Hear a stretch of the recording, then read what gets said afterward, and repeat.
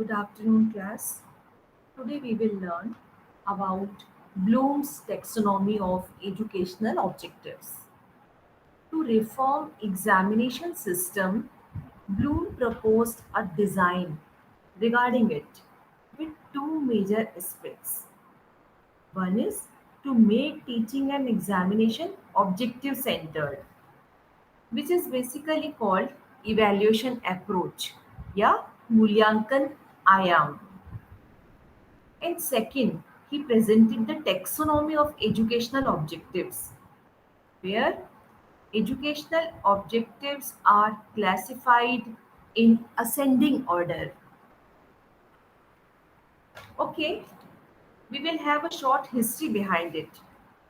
In 1948, there was a meeting called in Boston for developing a theoretical structure through which the communication among examiners may be easy and reliable. All members in meeting were agree that classification of objectives can make communication among examiners easy and effective. And then research started in this field. So, in 1956, Benjamin Bloom, with collaboration with Max Angler, Edward Foss, Walter Hill, and David Karathwal, wrote the Taxonomy of Educational Objectives. In this taxonomy, Bloom illustrated a pyramid consisted of knowledge, comprehension, application, analysis, synthesis, and evaluation. Actually, he broadly given three objectives, which named the cognitive domain, affective domain, and cognitive or psychomotor domain. Under the cognitive domain, he presented the idea, or he gave the pyramid of knowledge, comprehension, application, analysis, synthesis, and evaluation. In 2001, Bloom's student Lauren Anderson and David Karathwal, who was the Bloom's partner, developed Bloom's revised taxonomy, in which it is reflected that how objectives require action to be achieved. These objectives are remember, understand, apply, analyze, evaluate, and create. We will learn one by one. The very first and lowest, which is called founder level of pyramid, is remember. Uh, this is the objective where learner recalls facts and basic concepts. Important thing is this, that prior experiences of learners play significant role in memorizing new facts. Learners perceive the new information and retain in their memory. Then by recognizing and recalling, they use it. If learners have rich previous experiences, their perceptions regarding new information be very clear.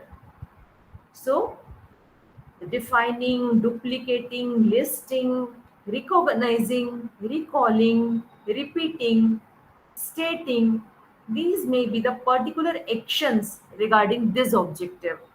And a teacher can assess through this objective.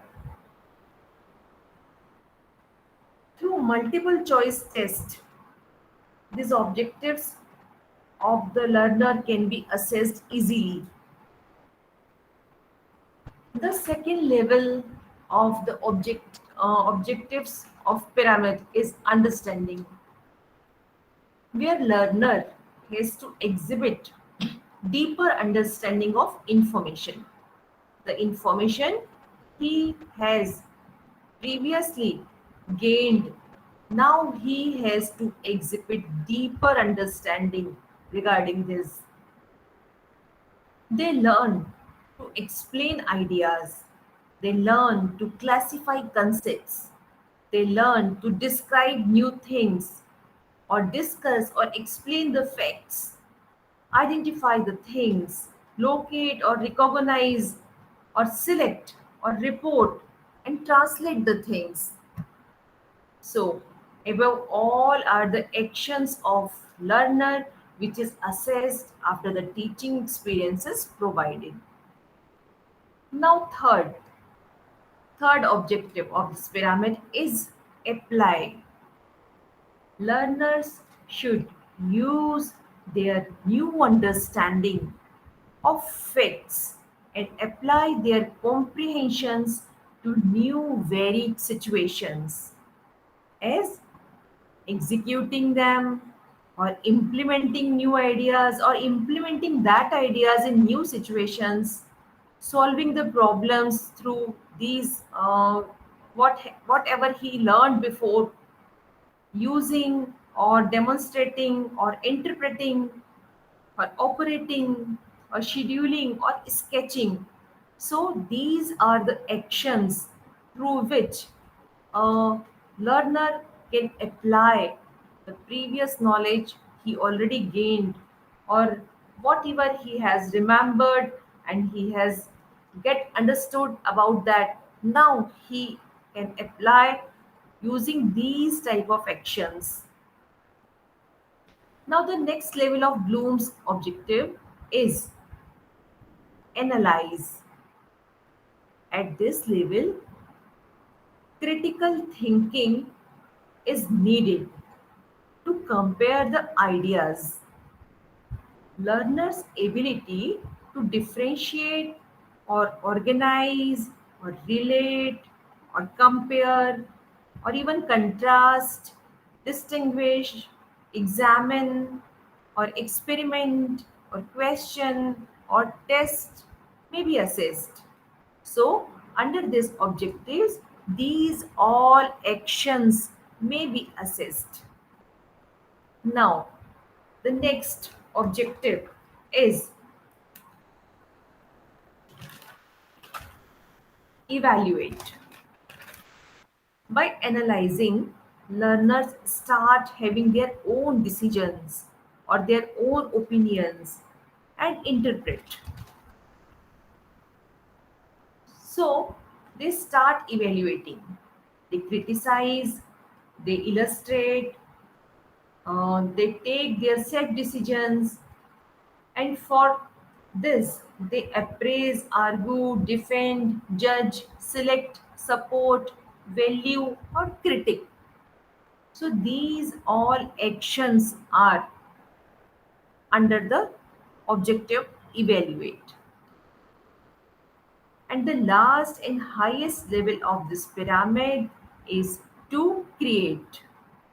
The create objective is given by Anderson under the Bloom's revised taxonomy, right? It is not basically given by the Bloom at very first. So, in this objective, learners start putting various elements together to form new structure. They start preparing new thought, they propose new thoughts, they start giving new ideas, they construct new thing, they produce their own work, their own something new work. So the in this particular objective, the originality and novelty, two things uh, demonstrate in learners work. And some action verbs of this particular objectives are to design, to assemble, to construct, to develop, to formulate, and to investigate. So these are the objectives of cognitive domain. Now, affective domain. Affective domain involves our feelings, our motivations, attitudes, emotions, etc. The manner in which we deal with things emotionally is very important. Often we think that learning is intellectual function and so it is attached with cognitive domain only.